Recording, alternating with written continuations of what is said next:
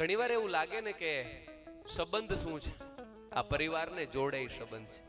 આજે આપણે નાત જાતના વાડા કરી નાખ્યા, આહિર કે હું આહિર, પટેલ કે હું પટેલ, દરબાર કે હું દરબાર.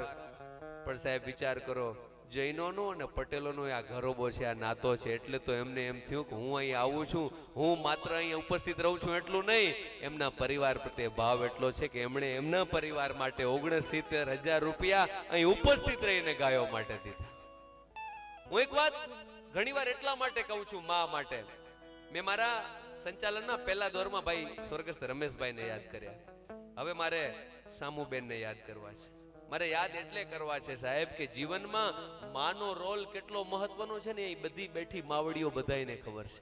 હું એક વખત બોલ્યો હતો કે આ જીવનમાં તમારા તમામ દુઃખો હાચવવાની કોઈ બેંક હોય ને તો એ માં છે. મહાત્માજી, આ જીવનના તમામ દુઃખો હાચવવાની કોઈ બેંક હોય ને તો એ માં છે.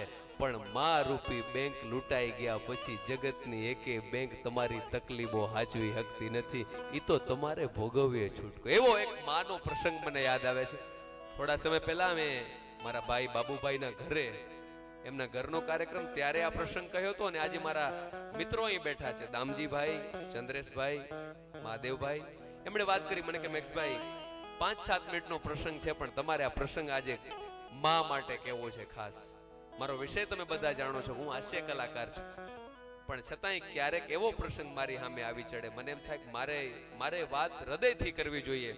અને એ વાત મને હંમેશા એટલે ગમે છે કે મા પ્રત્યે દરેક બાળક નાનો હોય કે મોટો હોય, સાહેબ મા શબ્દમાં તાકાત એટલી છે કે કદાચ તમે ઓફિસેથી થાકીને ઘરે આવતા હો, ધંધેથી થાકીને ઘરે આવતા હો, અરે આખા દિવસમાં તમે કામમાંથી વ્યસ્ત હો અને ઘરે આવી ગયા હો, તમે કદાચ 15 વર્ષના હો કે 25 વર્ષના, 50 વર્ષના હો, માના ખોડામાં માથું મૂકી અને એક વખત મા સામું જોઈને કહી દો ને કે મા, એટલે ઈશ્વરના હૃદયમાં ગલગલિયા થાય. એ મા શબ્દમાં તાકાત છે. એવો માનો એક રૂડો અવસર્યો સાહેબ. માનો એક બાળક પ્રત્યેનો ભાવ કેટલો છે.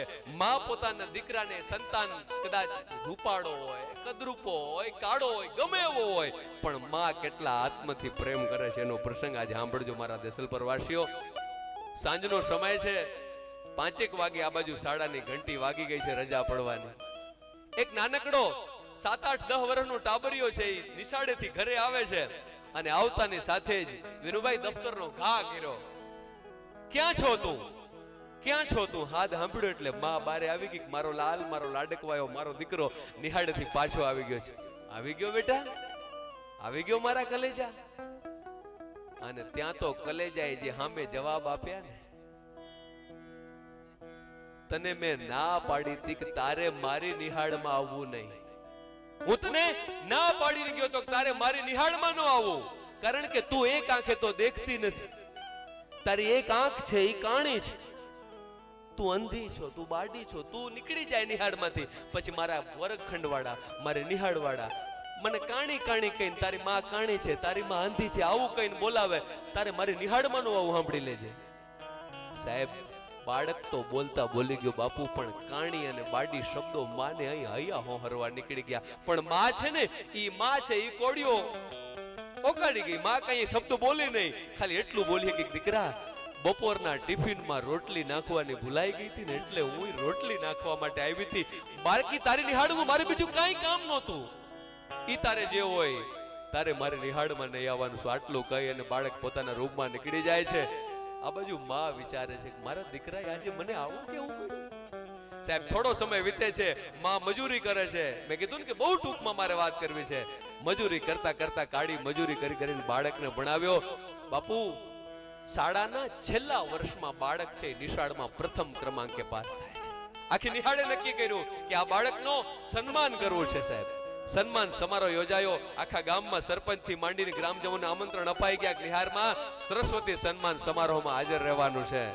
અને આ બાજુ માએ જ્યાં કાગળ વાંચ્યો કે મારો દીકરો છે એ પ્રથમ ક્રમાંકે પાસ થયો છે એવી ખબર પડી, એટલે દીકરાને કીધું બેટા કાલ તારું સન્માન થવાનું છે ને, હું બહુ રાજી થઈ છું, હું કાલ તારી નિહારમાં આવીશ હો ને. મને ના નો પાડતો. અને પાછો એનો દીકરો તાડુક્યો કે તારે નિહાળમાં નથી આવવાનું, સાંભળી લેજે. હજી મને શર્મિંદા કરવા માટે તારે નિહાળ ધક્કો ખાવો છે. શું વિત્તીય છે ઈ માં ઉપર, છતાંય માં છે ઈ બીજા દિવસે સન્માન સમારોહ ચાલુ થાય છે, તમે બધા જેમ બેઠા છો અકડે ઠઠ લોકો બેહી ગયા છે, અને માં છે ઈ પાછળના ખૂણેથી આવી અને દીકરાનું સન્માન જોઈ અને એક આંખથી હરખના આહોડા પાડે છે કે મારો લાલ, મારો દીકરો આજે મારા કુટુંબનું નામ રોશન કરે છે. ભલે કદાચ મને અમુક ન કહેવાના શબ્દો એ કહી દે છે, પણ માની મમતા એને જોઈ અને રાજી થાય છે.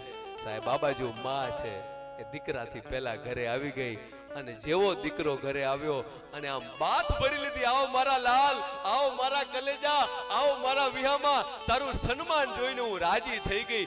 જ્યાં સન્માન જોઈને રાજી થઈ ગયો શબ્દ બોલ્યો ને, ત્યાં તો દીકરાએ માન ધક્કો દઈ દીધો. તું પાછી ત્યાં પહોંચી આવી? ના પાડી હતી તું કાણી છો, તું એક આંખે દેખતી નથી, તું અંધી છો, તારે નિહાળમાં ન આવવું જોઈએ, છતાંય તું પાછી આવી. એક શબ્દ માં ન બોલી હકી દીકરા હામો. માં છે રૂમમાં વહી ગઈ. આ બાજુ સમય વીતતા વાર નથી લાગતી, ધીરે ધીરે માં છે દીકરાને મોટો કરે છે. દીકરાના લગ્ન થઈ જાય છે ને કહેવા દો ટૂંકમાં કે દીકરાની જે વહુ ઈ ઘરે આવે છે, 5 દી 7 દી બાપુ 15 દી એને તો માંડ કાઢ્યા, અને એક દિવસ એના પતિને કહી દીધું કે સાંભળો, આખું ફળ્યું એમ કહે છે કે તારી સાસુ કાણી છે, એક આંખે દેખતી નથી. હવે આ બધા મેણા ટોણા સાંભળી હકાય એમ નથી. હાલો ને આપણે શહેર બાજુ જતા રહીએ એટલે કાયમ આ બાજુ છુટકારો થઈ જાય.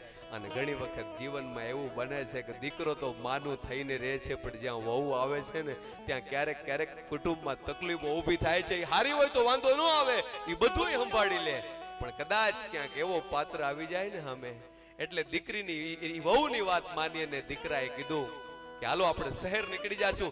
આ બાજુ માની મમતાને, માની લાગણીઓને ધક્કો મારી અને દીકરોને વહુ છે એ શહેર નીકળી ગયા, શહેરમાં રહેવા લાગ્યા. આ બાજુ માના હવે એક એક દિવસ નીકળતા નથી, કારણ કે દીકરા પ્રત્યેનો ભાવ હતો એનો પતિ તો બહુ જ, દીકરો નાનો હતો ત્યારે એક્સપાયર થઈ ગયો હશે. આ બાજુ દીકરા વગરની માં વલખા મારે છે. થોડા સમય પછી એ દીકરાને ઘરે ગુલાબના ગોટા જેવો દીકરો અને પરી જેવી એક દીકરી આવે, અને કોઈકે કીધું મૂર્ખી, તારા કુંવરને, તારા પૌત્રને અને તારા પૌત્રીને તો એક વખત મોઢું તો જોઈ આવ. ઘણી વખત જવાનું મન થાય, પણ પેલો તું કાણી છો, તું અંધી છો, તું બાડી છો, આવા શબ્દો સામે આવે એટલે માં છે એ પોતાની જાતને વાડી લે. બાપુ એક દિવસ એવું થયું કે હવે આ સંસારમાં કેટલો સમય ટકી કાંઈ નક્કી નહીં, ત્યારે માં છે એ નાનકડું પોટલું બાંધી દીકરા માટે ઘરેથી કાંઈક નાનકડું બાળકને ખવડાવી શકે એવું લઈ પોતાના પૌત્રો માટે નાના નાના 2 રમકડા લઈ અને એ પોટલીમાં બાંધી માં શહેરના ઠેબા ખાતી સરનામાં પૂછતી પહોંચી ગઈ. અને જ્યાં શહેરમાં સામે બંગલામાં જોયે છે પોતાનું પૌત્ર, પરી જેવી પૌત્રીને જોઈ અને માં છે પોટલી મૂકીને ગડગડતી દોટ મૂકે છે. હજુ તો બાપુ એને બાથ ભરવા જાય ત્યાં રહોડામાંથી પેલી જોઈ ગઈ એ કે તું અહીંયા પહોંચી આવી. વિચાર તો કરો તમે, હજી તો બાથ ભરવાની બાકી છે, હજુ તો પૌત્ર ને પૌત્રીને ગલે લગાવવાનું બાકી છે. આ વાત એનો દીકરો સાંભળી ગયો, એને ગડગડતી દોટ મૂકી કે હાથ નો અડાડતી, હાથ નો અડાડતી, તું તને ના પાડી હતી તારે અહીં નથી આવવાનું, છતાંય તું અહીં આવી ગઈ. સાહેબ માં છે એ રમકડાનું પોટલું ખોલું ત્યાં મૂકી અને એ જ પગલે પાછી વળી ગઈ, ગામડે આવી ગઈ. હવે બાપુ એનાથી એક દિવસો નીકળતા નથી, અને ઘરે આવી 2 દી 5 દી પછી મુખી પાસે પત્ર લખાવ્યો કે હવે મારા દીકરાને એક પત્ર લખી દો કે હવે કદાચ તારી માં 2 દી કે 4 દી કાઢે તો કાઢે, તારે છેલ્લી વખત એનું મોઢું જોવું હોય તો આજ હાલ્યો જા તું ગામથી શહેરમાં. આ બાજુ દીકરો છે એ પત્ર વાંચી અને રાખી દે છે. 2 દી 4 દી 5મા દિવસે માં છે સ્વર્ગવાસ સિધાવી ગઈ. વાત બહુ લાંબી પણ સીધી ટૂંકમાં કરું. સાહેબ એ પુત્ર છે એ માની મમતાના કારણે નહીં પણ મુખીના પત્રના શરમના કારણે માં પણ મળવા આવે છે. જેવો અહીં આવ્યો જોયું તો હાંકડ લાગેલી છે, ફળિયું બંધ છે. મુખીને પૂછ્યું માં, કે માં તો વહી ગઈ વીરુભાઈ, તારી માં તો વહી ગઈ, આ દુનિયા છોડી ગઈ. 2 દિવસથી તને યાદ કરતી હતી કે મારો લાલ, મારો કલેજો, મારો વિહામો, પણ એક નાનકડી ચીઠી આપતી ગઈ છે કે મારો લાલ, મારો દીકરો, મારો વિહામો આપે ને તો આ નાનકડો કાગળ એને આપજો. આ કાગળ મારી પાસે લખાવતા ગઈ છે, આ કાગળ તમે લેતા જાઓ. અને હવે અહીં જેટલા બેઠા દેસલપર વાસીઓ, મારા મિત્રો, મારા ભેરવો, મારા ભાઈબંધો, મારા વડીલો, આ એક હોનાની વાત ઘરે લઈ જાજો. જેવો પત્ર છે દીકરો ઘરે જઈને ખોલવાની તૈયારી કરે છે એટલે એની પત્ની પૂછે છે કે જઈ આવ્યા? જઈ આવ્યો, પણ કે બા તો વહી ગઈ. માં વહી ગઈ? હારું થયું ભાંગી જંજાળ, હવે નહીં જવું પડે ગામડે. સાહેબ, વજ્રાઘાત તો સ્વર્ગમાં એમને લાગ્યો હશે, પણ ચાની રકાબી હજુ હાથમાં હતી ને ચીઠી ખોલી અને જે ચીઠીમાં લખેલું હતું ને વાંચી અને દીકરાના પગ નીચેથી જમીન હરકી ગઈ. માય મુખી પાસે લખાવ્યું કે મારા લાલ સાંભળી લે, મેં મારા જીવતરના એક એક દિવસો તારા માટે કાઢ્યા. તું નાનો હતો, 4 વર્ષનો, હજી તો ભાખોડિયા ભળતો હતો. ખાટલા ઉપર હુડાવી અને રહોડામાં તારા માટે દૂધ લેવા માટે ગઈ ને, ત્યાં તો દીકરા તું ખાટલા ઉપરથી પડી ગયો અને તારા પડતાની હારે જ નીચે પડેલા એક પથ્થરમાં તારું માથું લાગ્યું, તારી એક આંખ વહી ગઈ. તું એક આંખે દેખતો બંધ થઈ ગયો. મેં હડિયા પાટું કરી, ડોક્ટરો, હકીમો, વૈદ બધું કર્યું. મેં કોઈકને પૂછ્યું મારો દીકરો હાજો થશે? દીકરા, મેં તારા બાપનું મંગળસૂત્ર જે મારી નિશાની હતી ને એ મેં વેચી નાખ્યું તારા માટે, પણ તારી આંખ હાજી નહોતી થઈ. એવા વખતે આપણા પડોશી આવીને કીધું શહેરને ભાગોળે એક એવો ડોક્ટર છે જે તમારા દીકરાની આંખ હમી કરી દેશે. દીકરા, ઈ જ ઘડીએ મારા લાલ, મારા કલેજા, મેં તને બાથમાં લઈ દોડ મૂકી. મારી પાસે વાહન નહોતું, મારી પાસે સાધન નહોતા. હું ફળિયામાં દોડ કરતી શહેરમાં પહોંચી ગઈ. ડોક્ટરને જઈને કીધું ડોક્ટર, તમારો જે ખર્ચો થાય હું દઈ દઈશ. હું આ ભવમાં કમાણી કરી શકીશ તો આ ભવમાં ચૂકવી દઈશ. ઉપરવાળો હોનું વરસાવશે ને તો ખેતી કરીને તમારા રૂપિયા ચૂકવી દઈશ. અને ડોક્ટર સાહેબ, મારો દીકરો દેખતો થઈ જાય ને તો કદાચ આ ભવમાં તમારા રૂપિયા નહીં ચૂકવી શકું ને તો આવતા ભવે તમારા ઘરનો દીકરો થઈને આવીશ, પણ તમારા રૂપિયા હું ચૂકવી દઈશ. તમે મારા દીકરાને દેખતો કરી દેજો.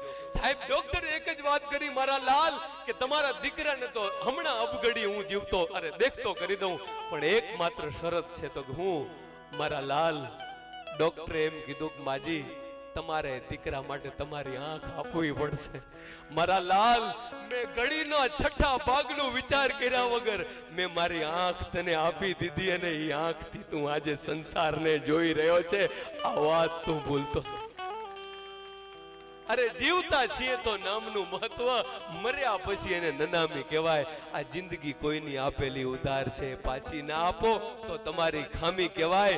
બાકી તો કેટલાય આવે છે ને કેટલાય જાય છે, પણ સારું કામ કરી અને સ્વર્ગ સાંપડે એને સાચી જિંદગાની કહેવાય. સાહેબ, સમાજ માટે, રાષ્ટ્ર માટે કાંઈક કરીને ગયા છે ને એને કાયમ યાદ કરીએ છીએ. આજે એવા જ ભેરુને, એવા જ ભાઈબંધને યાદ કરવા માટે મળ્યા છે. ત્યારે આવો